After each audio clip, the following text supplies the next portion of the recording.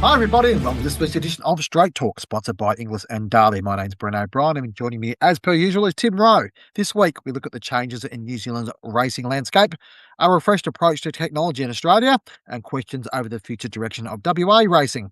In breeding and bloodstock, Australia's pattern discussion is about to ramp up, success for Blake Ryan, and a look forward to the Gold Coast. While in wagering, the squeeze on the racing industry, white bookies are turning away racing punters, and the black market continues to boom.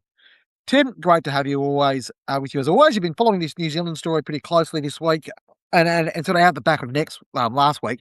I guess from NZTR's point of view, there was always a case where I'm not saying it's always necessarily bad news, but they had to put forward a strategy around how they allot preferences for their race courses and where they allot meetings and all those types of things. And this has been happening, probably coming for a while now, but the politics around this are quite strong and quite complicated, aren't they? Yes, and it's not I said to Matt Balesti, the NZTR CEO and General Manager of Racing, Mitch Lamb, it's not a pot at them, me calling him up, it's not bringing him up to just uh, whinge to them or anything like that, but they're both in the role knowing they have to make tough decisions, and therefore you're not going to keep everyone happy. There is for some background, they've recategorized some of the racetracks, I guess, and then plotted them again, metropolitan, provincial, and community tracks. And community, I guess, are the run-of-the-mill, meetings that have to be run for turnover and give owners and trainers and jockeys a chance to earn money. Whereas, metropolitan and Ellerslie sort of number one, classified as the number one track in the country. And I don't think many people would dispute that in terms of that it is, and they've spent a lot of money on it, 50 million, I think, getting it right. It would attract the most wagering turnover, but I guess the people with a contrary view or contrarian view is that you can't focus all on Ellerslie at the expense of other tracks like Tarapa and some others, and there's Hawke's Bay and Awapuni's out of action at the moment. There's a lot happening, and I think they're also trying to, through the recategorization of, have a structured country, provincial, metropolitan level horses. So the better horses will be running at Ellerslie most often, I would suggest. And that, whether that suits some trainers that are located a long way away, I guess you can see both sides. And again, you're not going to keep everyone happy. They are trying to make tough decisions, and the board, and there's just a lot politically going on, and I don't envy them. Not an easy position. And I guess the main one is they haven't announced prize money yet because they're unsure that their financial position or their funding arrangements and how much they're going to get for next season. And those ranking of those clubs will determine how much minimum prize money those clubs will receive as well, or those meetings will be conducted at. Yeah. There's no one here of Matt Blessed and his team being on a hiding to nothing here. I mean, these changes or some aspects of these changes have been coming ever since the Massara report, like a long time ago. I guess, as you mentioned before, Tim, the probably thing we don't know is the financial detail around this and what it's going to happen. And, obviously there was been the sugar hit from the Entain deal a couple of years ago, and that sort of, seems to have run out. There's things that NZTR sort of have to do across this sort of initial 5-year period of the Entain deal. There's a variety of things. I think even for those who sit there and go, well, it's across the ditch, why would we worry about it? We're Australians, we worry about our own stuff. There are a lot of things within this team that have hallmarks of what may need to happen in Australia or challenges within Australia. I'll talk a bit about later on about the wagering challenge for racing in Australia in terms of funding and what that looks like. There's a bit to learn out of this, and I guess, the need for racing bodies to make change and how they engage people. It's an interesting exercise for the Australian administrators to be looking at, isn't it? Well, I think the biggest challenge I got is New Zealand's population, is about the same as Melbourne. So you're operating over a huge amount of land or distance, and with and infrastructure costs and things like that, with the population of Melbourne, and how many, the Kiwis telling me they're not as dyed in the wool punters as, say, many of the Australians are. So just culturally, gambling isn't as strong as it is here, which further sort of makes it difficult. And I guess that's where the commingling and getting on Sky One here and things like that, and other, into the States and stuff like that, getting international turnover is sort of vital to their revenue streams, I'd imagine. And so it's not an easy call. Whichever way they side, they're going to upset some people, but they have to make tough calls, rightly or wrongly. And just with also back on that classification of tracks, apparently I've been told it was sort of like that in the '90s, and people telling me to say it didn't work, but yeah, time will tell if they can get it over the line, and how it operates this time.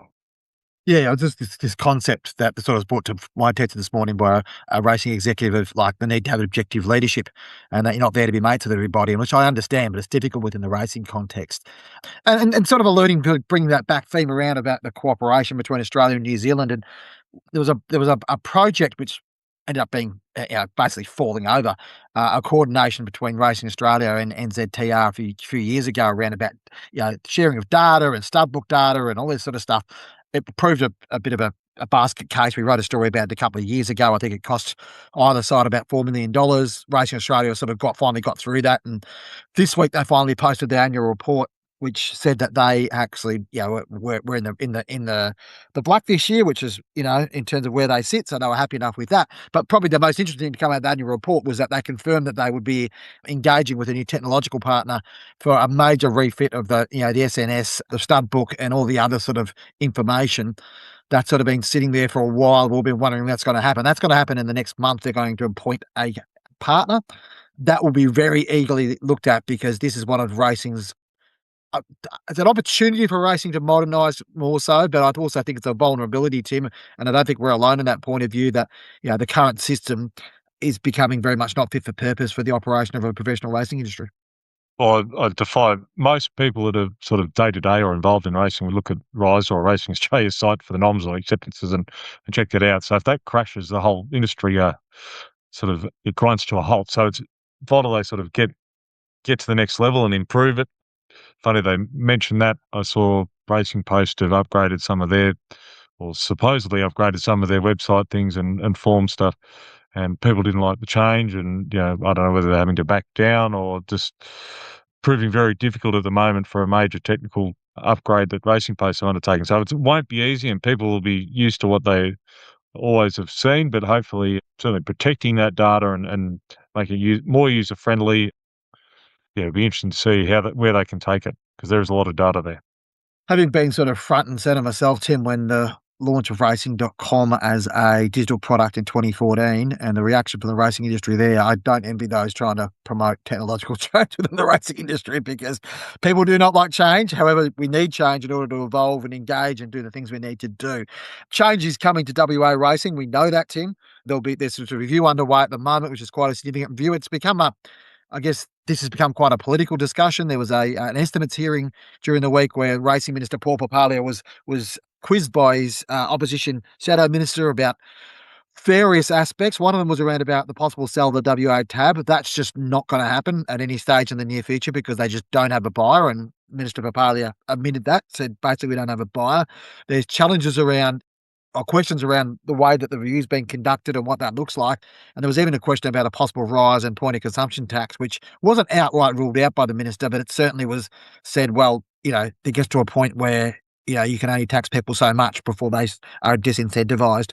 Yeah, WA have got some challenges to sort through, much in the same way as New Zealand and, all the other states have got to go through, Tim. But it certainly seems to be a pretty hot issue at the moment in WA about, trying to get it's erupted relatively quickly. It's probably only erupted in the last 6 to 8 months that there's been this broader concern about, the sustainability of the way Western Australian racing is being run. Well, Rawa, posted significant losses and possibly will again this year, and just you can only sustain that for so long, and they do need to. So it's coming from all angles again. Who would be a racing administrator? Because they had a blow up with the trainers. Sort of, I think it was sort of September last year, and obviously the review, how they're running 3 codes. That's the other problem. The trots and the dogs as well sort of complicates things. So they've got a lot on their plate. I guess WA is a rich state, so if they are going to, the government agrees to pump money into it, they probably can, as opposed to Victoria and some other states. So it'd just be interesting how they can reshape it and balance the books and make it sort of break even at least, and make it rewarding for participants to continue to reinvest. Because WA thoroughbred racing at least has been a good place to race a horse. A few friends have got horses over there, and nice horses that have done well and paid their way, and you're sort of racing against your own over there. if you're looking at buying a horse, it's not a bad state to race it in. I guess all these things we've spoken about in the last sort of 10 minutes, Tim, like there are similar themes throughout them. So it would be nice to have, especially in Australia, a national approach to try to solving some of these things from a national level rather than having to reinvent the wheel state by state. And, that's part of the challenge that racing has is to, solve these problems because it is, they are all challenges that the industry face and some of them are quite universal. Moving to things on the track now, Tim. We have the Queensland Carnival now in full swing. Doomben Cup, the size of the field's probably slightly smaller than you'd like, but plenty of intrigue in the race. And any race with Pride of Jenny is always going to cause plenty of interest. And I noticed that the BRC have put up, I think, I think we were there at this race meeting last year, actually, Tim, weren't we? We got a free beer when Antino won, but they put up some an offer for the people on track to get a free beer again if either of two runners wins, and so some positive aspects around that. But I mean, I guess, as far as 2,000-metre Group 1 races, wave age races go in Australia, the Doomben Cup's probably not in the top 2 or 3, but it's always an interesting race, isn't it? I think it is. There's you couldn't pretty much every horse has, won recently or shown some glimpses of form, and so I think even though there's no third dividend, I think punters would have, pretty bold opinions on obviously Pride of Jenny, whether she can run 2,000 and just her racing style. Half Yours was pretty good second up in that race the other day at the Hollandale. So, and Chris Waller's got Birdman was good at the same race. Asterix won to this prep. So Vauban, it's a good horse and form around, some nice horses as well. So there's plenty of angles for the punters to take from just a racing purists or fans point of view. Also, it'd be an intriguing race to watch if you're not betting in it. So no, I think regardless of the field size, I think it's fine. Yeah, and I think like half yours is transformation to a possible weight for age horse. We would love to see him step up and be a serious weight for age horse and tackle those good horses in the Cox Plates and that this year, given what he was able to do in the Cups last year. The following segment is brought to you by Darley. Darley Australia's announced its 2026 stallion roster with 16 stallions to stand across Kelvinside in New South Wales and Northwood Park in Victoria.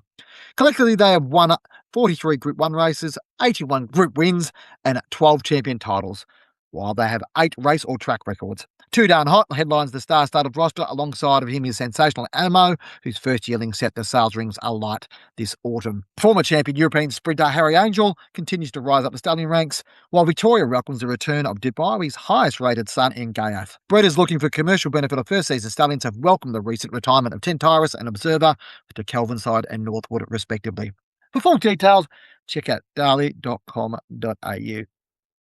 Been breeding and bloodstock, Tim, this week, and talk about going back to the same old issues. There's a pattern of behaviour here. It's called the pattern, and interesting how this one will play out. Now, I guess we had probably the circuit breaker of the ARF's or Asian Racing Federation's intervention within this, and then the forming of the black type advisory panel and the people around that. I guess we're expecting to see changes in the upcoming year, Tim. But I guess the question to you is, given you followed this so closely, will we see changes? I'm sure we'll see some, probably not as many as maybe some expect, although Rob Rawson told me sort of late last year that he thought there could be another, 6% black type races upgraded. I think there is a process to follow on the international protocol, so races that are in danger or possibly being downgraded need warning letters and given, you know, so because that hasn't been followed for sort of 7, 8, 9 years, that there's sort of a big backlog to get all that back underway and put races on notice and things like that. So maybe there won't be as many downgrades as we think. It'd just be interesting, the recommendations that BTAG, the independent body here with sort of a lot of breeding industry and auction house representatives, what they come up with and suggest using ratings and different ideas of what they think the pattern should look like. It's hard to get information out of them because they've all signed non-disclosure agreements, so they're abiding by them and not talking. But I do know the Asian Patent Committee will meet in early July, so I think that's when we'll know, okay, what it looks like for next season and possibly what races are on notice for the years to come. And it will be like a 2 to 3 year process to get this back into line and within international protocols, I'd suggest. We spoke before about national cooperation. It hasn't been a strength in Australia over the last few years. So, Yeah. hoping we see something around that. I mean, the secrecy around it, I can kind of understand to a certain extent because it is political, but you can't help but think that once clubs get told what's going to go on with their races or whatever else, this information's got to get out anyway, and there's going to be scrutiny on those making decisions. And yeah, there was great scrutiny about the fact should there be punting, or yeah, punters or ratings analysts on the panel to start with. Yeah, we've had that discussion before. Look, regardless of that, you're never going to get it to an objective pattern where everyone's going to be happy with it, Tim, are you? But it's about what's best for the broader sense of Australian racing, its reputation internationally, and the value of bloodstock around the world. And that's probably the challenge to get to that, isn't it? BTAG and the Asian Patent Committee will have access to official handicap ratings. That's still been going on. So that whether you need a punting style ratings analyst on there, I'm not sure. I'm not convinced by that. So look, I think all the issues will be and races will be assessed adequately, objectively, and it'll be up to the Asian Patent Committee will be the ones sort of making the announcements, possibly early July after that meeting, I imagine, or whether they have to have another one after that. Who knows? But they're running out of time from July onwards, and they're not. I did reach out to Asian Racing Federation as well, and they're not saying anything until after that meeting at the very least. We'll see what comes out of all that. I just wanted to point to Tim, a story you had on Row on Monday on the week about Blake Ryan and his success with Queen Region on the weekend. Obviously, he's someone we know quite well in the bloodstock space, but also in the racing space as well. And yeah, I think you know we have a lot of success, and we are going to have a lot of success from big trainers. We could be celebrating Chris Waller's 200th Group 1 winner this week. We talk about the big buyers. We spoke about the Yulongs and the Coolmores that we spoke about, all that sort of stuff. But it's nice to celebrate, an emerging trainer and someone who's put a lot of investment in this space to actually, have a breakthrough success with a 2-year-old looks like it's going to be a promise. Well, Blake's, starting out, trading horses is a good way to try and make the game pay and sort of build up, and that's what he's done and will continue to do, I imagine, and certainly got a draft for Inglis ready to run sale or race sale in October. But also at the same time, he's because of that, he's sold a lot of good horses that he could have trained himself that perhaps would have put his name up in lights. But sort of Queen Regent, he bought rather cheaply, 40,000. Well, because he couldn't sell her, he put her through to ready to race, passed her in, and then the breeder, Jeff Wilson, came back and said, "Oh, well, we want to protect the mare. Have you got any equity left?" And the breeder took 75%, and she showed a lot of. Well, Blake told me he thought she'd win on debut at Hawkesbury. Went to pieces in the yard and sort of the tie-ups and behind the barriers, and was going to tip her out. And then Henry Field from Newgate sort of said, "Don't forget," or they'd already put the Woodland Stakes on the radar, and he assessed it. The form out of the Hawkesbury race sort of was stacking up pretty well, and he went there 150 to 1. Didn't think he'd win, but thought ridden colder with cover that she'd run a decent race, and she got the breaks and won a valuable listed race. She's certainly worth more than $30,000 and $40,000 now, and good for young Steyr and Wild Ruler and Blake. That, as he said, is in front of a lot of breeders. Hopefully, he gets given a filly or two to train by those breeders from now on, knowing that he can get the job done. When I was looking through, you talk about Wild Ruler, Tim, when I was looking through the Rothfire's career the other day, I was looking back to when he won that Group 1 as a 2-year-old, and obviously there's an article during the week that he became the first that we've found so far, and we've dug a bit in that to win a 2-year-old Group 1 race in Australia and win a Group 1 race as an 8-year-old. One of the horses he beat in that 2-year-old Group 1 win was Wild Ruler. And now we've got Wild Ruler coming along with stakes winners and already being a stud and all that sort of stuff. So it's amazing how time works out around that. Our attention, Tim, will turn when you'll jump on the plane tomorrow and leave the rather cool Riverina climbs of Wagga to head up to the Gold Coast. I'm heading up on Sunday. Obviously, we've got the National Wheeling Sale on Sunday. We've got the mare's sale on Tuesday, Wednesday next week. We've also got the yearling sale coming up. What are you expecting out of this sort of week or so on the Gold Coast, Tim? I mean, what are you expecting the vibe to be and the enthusiasm to be? We probably got some okay vibes out of the chairman's sale, and the Wheeling sale for Inglis was quite good. Are you expecting sort of the market to sort of continue on its path, or is there anything else you can see could be happening? Oh, I think it'll be similar for the weanlings. First of all, those that probably breeders that are taking weanlings that are select sale quality, and they're just selling them for cash flow, not because they want to try and get their numbers down necessarily. I'm sure they'll get very well paid. Those that, again, people aren't going to gamble or take too much risk on horses that either don't vet well or just probably buy unfashionable stallions it's very hard to pick that. So if you sort of got the year wrong with certain matings and things like that, you'll probably get punished. But if you've got the right ones, and obviously home affairs at the moment and stay insides, young stallions going really well, they'll be popular. And same with mares in foal to those young stallions. People wanting to get access to them a year earlier will be popular. And then the fillies off the track. I think Magic Millions have done a good job this year attracting their fair share of the quality mares off the track. It is very And competitive between it them and wasn't a Inglis. great low quality mares, was it, Tim? I mean, the reality was that the ones coming off the track weren't as strong, and they kind of both sales companies knew this sort of 6 months ago. And it was unlikely they were going to have 5 or 6 superstars to try to sell. Well, that's right. I think Benedetta was sort of seen as the number one at one stage, and obviously no one could have predicted Cheyenne, the two-year-old, was going to be put into champions. But beyond her, it is sort of there's not that many going to auction or available for sale this year. Obviously, Yearlong have bought quite a few privately, fillies and things like that. But yeah, so I think of the ones that are available, Magics have done a good job, and as I said, got their fair share, a few from New Zealand, and I'm confident they will sell very well, and down to the horses that are or mares that have probably got two-year-old form and things like that that are deemed commercial, and breeders think they can probably get square in one or two matings perhaps. They'll sell well, and below that, again, it'll be if you sort of third cover mares, you might struggle a little bit. That's just people don't want to take that risk where you'll be exposed by the time the foal gets to a weanling or yearling sale with 2 and 3-year-olds on the ground, perhaps not performing. Conversely, you can get value as a buyer, and if you get it right, you can get very well rewarded. Question without notice here, Tim. I sort of a couple of people have sort of mentioned to me lately that they believe the private mares market's been quite strong this year, and the agents are working hard in behind the scenes, perhaps to try to not get, they, to convince, that some of those bigger buyers that they're worthwhile buying off market. I mean, have you heard any of that, or is that just sort of general conjecture at this time of year as we sort of look through these sales? Oh, no, I think there's always some trade going on. I've heard that, maybe not to the same degree you have, Bren, but I think there's always sort of trade going on and people wanting to get involved or people willing to sell mares for the right price and privately. And I guess even, you know, I'm sure Glenn Burrows won't mind me saying, but he's told me he's done very well in the past selling mares in foal.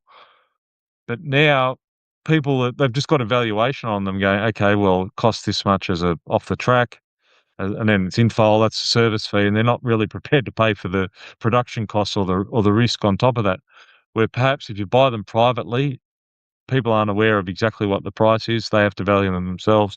Maybe there's more of an earn in that, but it's the transparency of the online sales and Chairmans and Magic Millions provide that. That's where the bulk of them are. But if you're getting the right offer, people are considering that it is a trading market in Australia as opposed to some of the other parts of the world where it's more of a private market and less transparent, and people hold on to their better horses. The following segment is brought to you by Inglis. The progeny of some of Australia's most appealing young stallions are set to take centre stage at next month's Great Southern Weaning Sale, for which the catalogue is now online. A total of 430 lots have been catalogued for the sale, which we conducted over 2 days at Oakland Junction, Thursday, June 11th and Friday, June 12th. Selling will begin at 1 p.m. on June 11th, where the first 160 lots will be offered, while Friday will see the remainder of the catalogue plus supplementary entries offered from 10 a.m. The catalogue includes the progeny of 105 stallions. Previous graduates include Blue Diamond winner Streisand and undefeated Kiwi Group 1 winning 3-year-old Well Written. Check out english.com.au for the full catalogue. Tim, finally in wagering, and I've had a bit of a rant today about some issues within the racing industry, not rant, but some issues within the wagering and racing industry and the connection between the two. I guess for a while, and I've put this in my newsletter today, we've known the fact that sports betting is sort of taking share from racing industry overall. There's a degree of crossover between the two. I think we've spoken about this before on the podcast. What perhaps hasn't been anticipated is that some of these bookmakers would be actively suppressing racing turnover because of a couple of reasons. First of all, the cost of fielding on racing, which has been a concern that's raised for a while, and in more recent times, we've seen what's determined as the risk of customers, and I guess what's been said by the bookmakers to be anti-money laundering and know your customer concerns. We've had Tabcorp obviously going under their Austrac investigation. We spoke about the cash punters being possibly pushed away there. We had PointsBet come out during the week and say, oh, we're actively pushing away high turnover racing punters because of risk. Now that word risk that we talk about, regardless of why and motivations or whatever else, at the other end of this, the racing authority is sitting there going, okay, well, how are we supposed to predict what our revenue is going to be this year, given we're so heavily dependent on wagering? Am I right in feeling a little concerned about this, Tim, that there's a path that this may go down? If people are getting more and more pushed away from racing, there will be pain in the racing industry felt at some point, because while we've seen a sort of a cutback of expenses and some trimming of prize money, we haven't seen the sort of great correction we expected to see in sort of the post-pandemic wagering slump, which saw turnover drop by sort of roughly 25% over the space of 3 years. Well, it's a difficult one to predict. Look, as a racing person, I still think betting on racing is the best gambling product out there by a long way. So maybe I'm diseased in that regard. That's for a long time. So I I'm s- I very rarely have a footy bet and things like that. Although points bet says otherwise. But anyway, there's a few.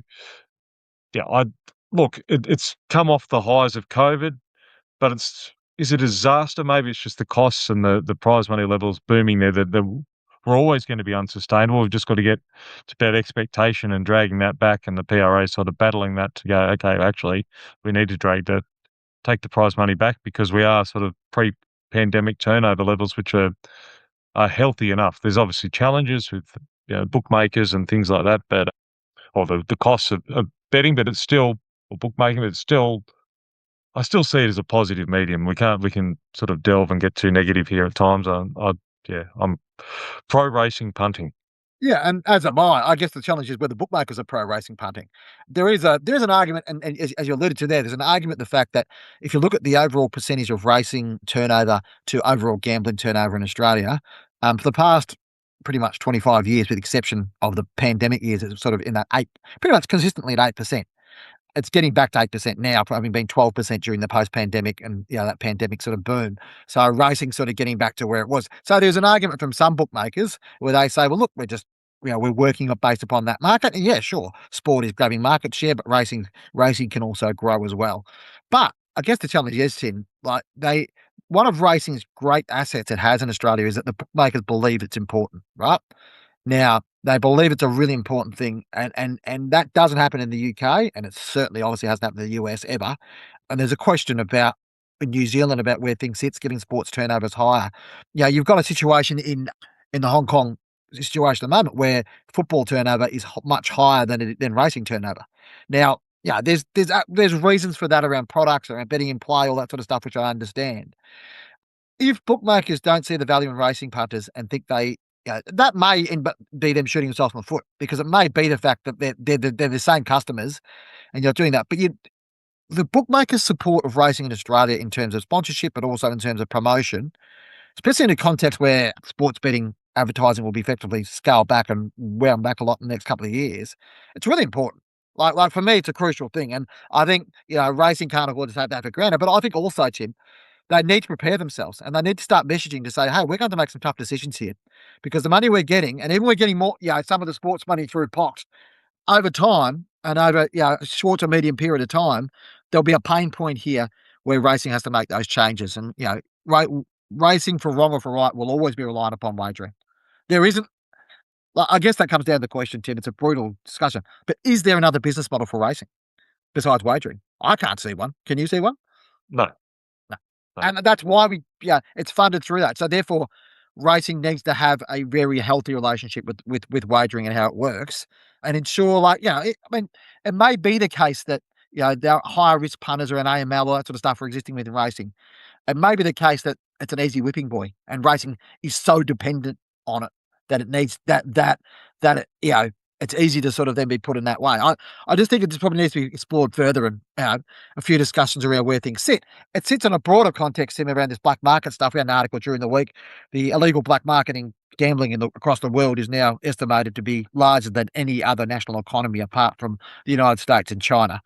It's billions, I think 5.7 billion or something. A trillion, sorry. Trillions of dollars. I think my billions and trillions mixed up. One more question, Tim. Can you see a case where racing punters being turned away from? I mean, are we already seeing the fact that racing punters being turned away from regulated bookies are just going to take their business overseas when none of the money flows back to racing? Yes, either. Yeah, I think some will stop betting, but those that are either addicted or love it, or take it in a professional manner, will find avenues overseas. It's not that hard if they want to do that.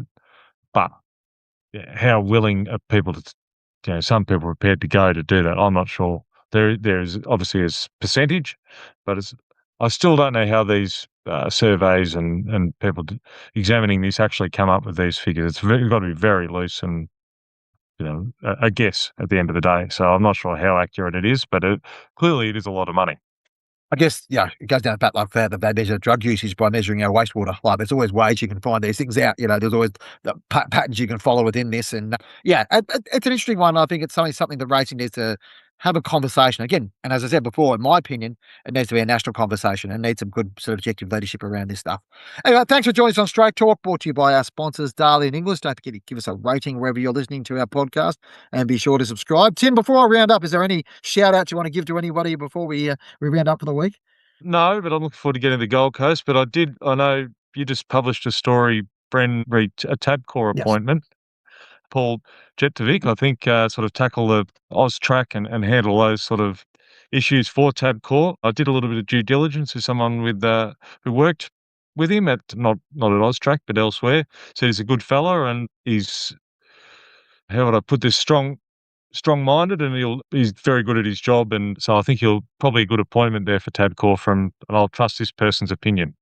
Tim, with detail and dedication like that, you get a job in Racing Victoria, checking people's background like that. The way, but again, I appreciate your added insight around there. Yeah, so an appointment there, a key appointment within Tabcorp. Check out thestraight.com.au. I'd actually forgotten I'd written that story, Tim. I got so involved in the podcast, so thank you for Yep. bringing it up. It's always important. Thank you for your time, and we'll talk to you again from the Gold Coast next week.